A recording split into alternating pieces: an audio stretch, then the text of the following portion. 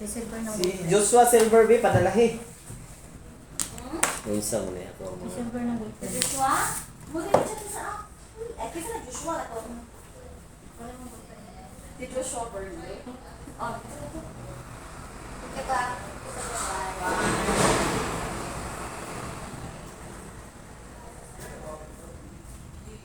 Isa man na Joshua yung hindi napasabot. Si Joshua Scalarcio ba? Okay. Bago ko na nag-chat sa ko, pako na matanaw. Nag-ask ko kung naabak ka.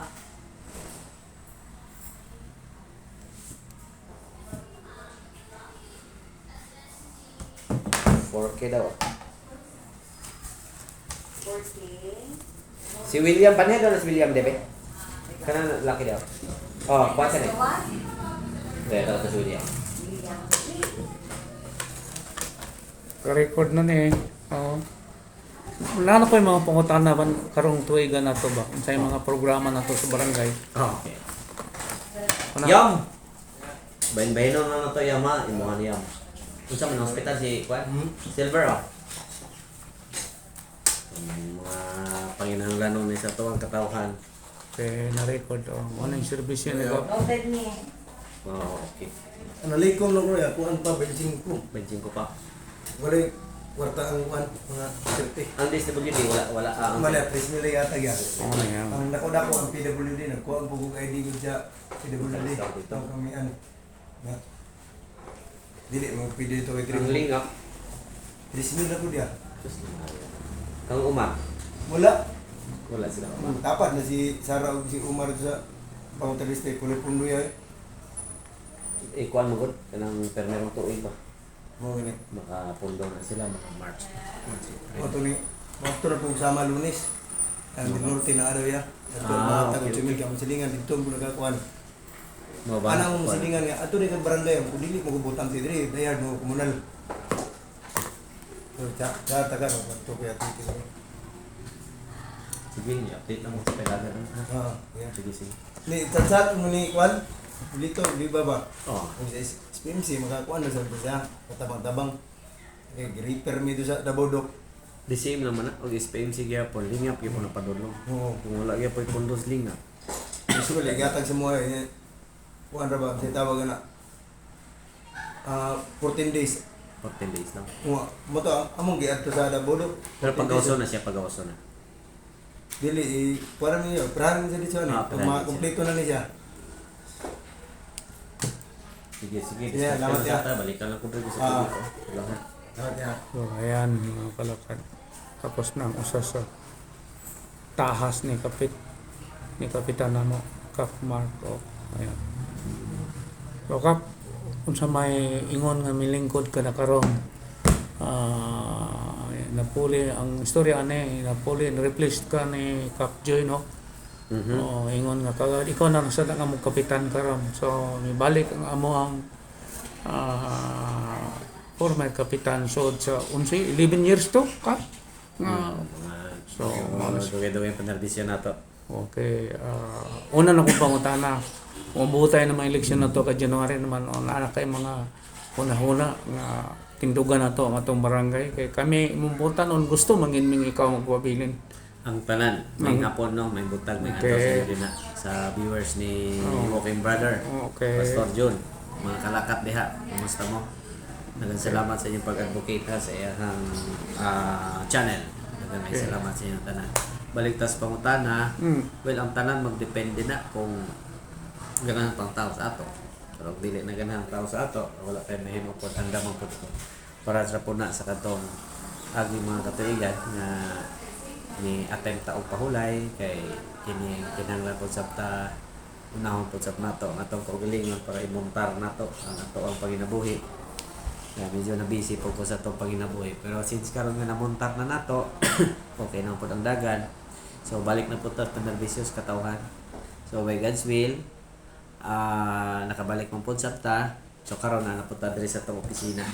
So bisin pa og unsang orasa magabian ta, makadlawnan ta. So trabaho ta. Padayon ang itong panerbisyo. Padayon po siya bang itong pag-accommodate sa mga tabang sa tao. accommodate sa mga problema po sa tao.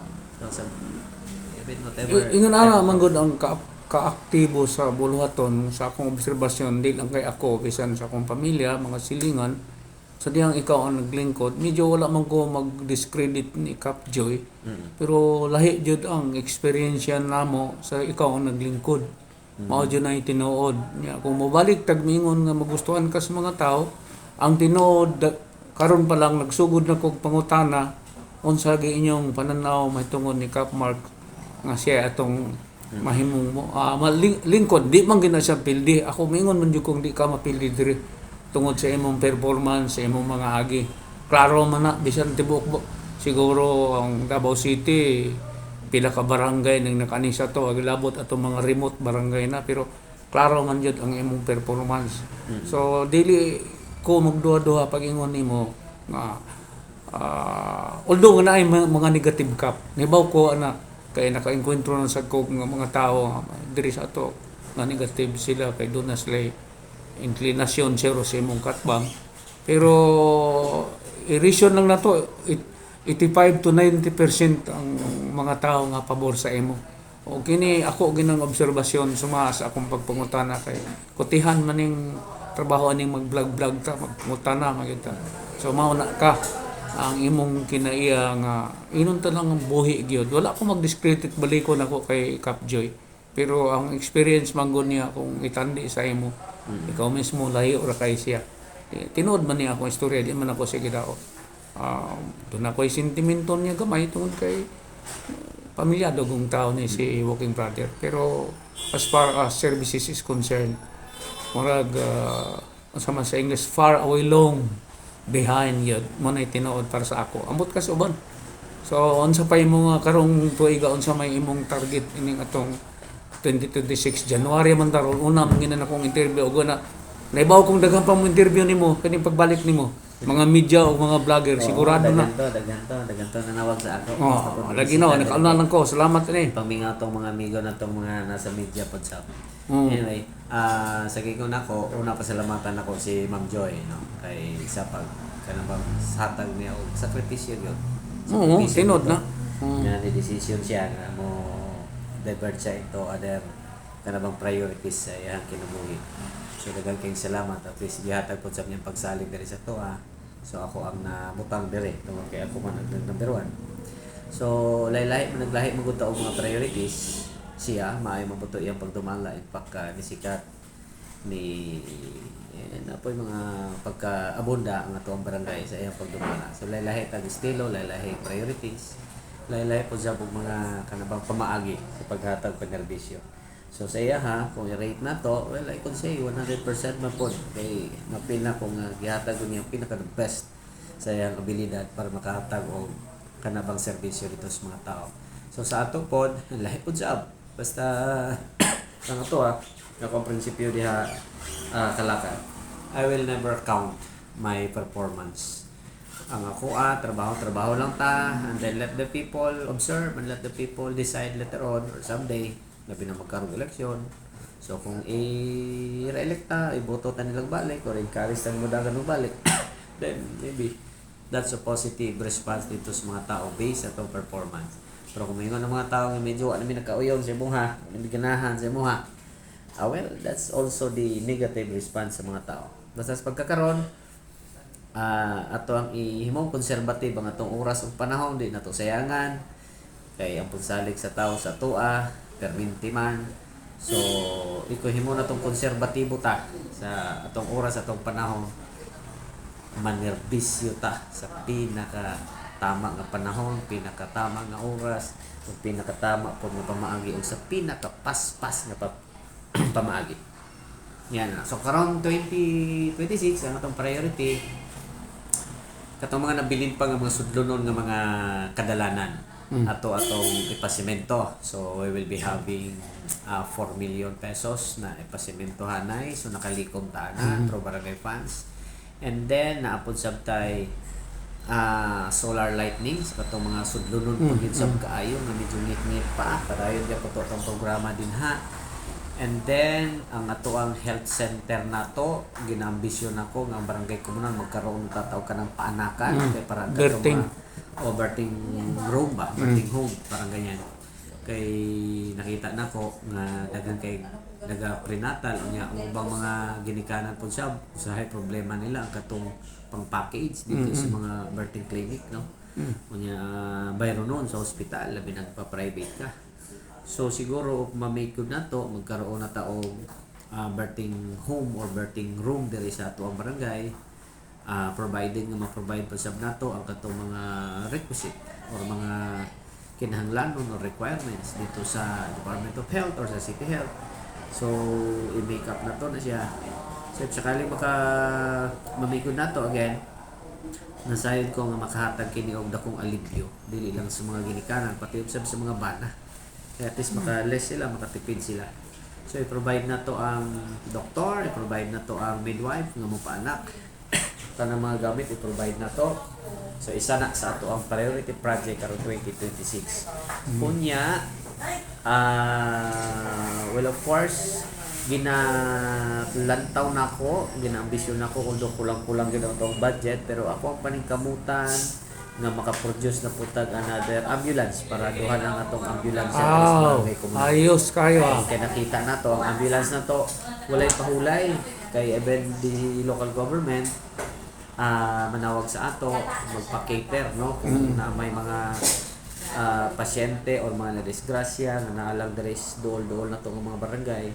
So sometimes ang ato ang local government through sa APO base 911 manawag na diri sa ato so ang barangay komunal ang cater.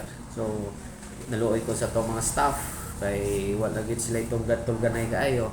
So I am planning and I'm trying to make an initiation na maka-produce ta o isa pa ka ambulance. Okay, Sophisticated, guwapo siya, modern siya, unya standard siya. So hopefully ma-make good na to by this year para duhan ang ambulance sa barangay komunal. Then dugang na puntag mga personahe para perminti gihapon sila din naka-on board sa ato ang bagong ambulance. Okay, nindot kayong mga programa na po na to ng tuig. Siguradong kuan na sad ug kung baga sa kuan ang energy sa tao sabay na pud diha. Kay wala mong na siya opportunity kanunay ang maangkon na to diri ani atong barangay. So, Kap, doon na kayo pa dugang pangawan, bali partings na to? Yes. Sa taga-barangay komunal, sa mga nag-advocate sa channel ni Walking Brother, no, sa mga Salamat kalakat na Kap. padiha, napadayan mo sa pag-advocate, no? Taga-barangay komunal po sa dagang kay salamat sa makausap pa, sa inyong pagsalig sa toa, sa inyong kumpiyansa, nga gi-retain gyapon ko ninyo diri sa tuwang barangay. And then basta kamo na ang bahala nga mo buhat o mohatag og decision someday kung nakagusto pa ba o nakauyon pa mo sa tuwang pagdumala. Basta ako Sigurado na Kap. I will be conservative sa tong oras sa tong panahon as well as I will be conservative sa ako ang dungog pud sa nga dili mabahira ng isyu ang atong pagdumala labi na sa isyu korupsyon. So purely mahimutang open-minded usab sa katong mga libak or katong mga bully discrimination or katong mga even suggestion, no, willing ta og open ta din na ug dili na ko na ikalain. So kung naaman mo ay mga pagsaway nga ihatag and then ipahibalo na diri sa mga kayo, I will take it as one of our kanabang challenge sa mo to correct everything and to make dili man ma-perfect pero at least almost perfect ang ato ang mahimong resulta sa pagdumala pag-abot sa evaluation na someday labi na sa mga katawhan nato. So daghang kay salamat sa inyo tanan. Mabuhay ang pamilyang Kalakat, mabuhay ang pamilyang Walking Brother, mabuhay sa pastor ang imong pamilya. Salamat kayo. Mabuhay ang barangay komunal. Daghang salamat sa inyo tanan. Maayong adlaw kanyo. So ayan mo na si Kap Mark Galvez, usas dako kayong kagiyonan kalipay sa mga tao nga nanilingkod na po siya balik.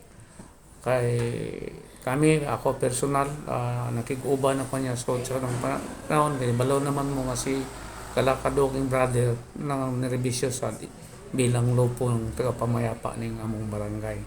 Hangtod sunod, pasalamatan ako o nasaid ko nga daghang makatumutan-aw ni atong pangutana kay Pop.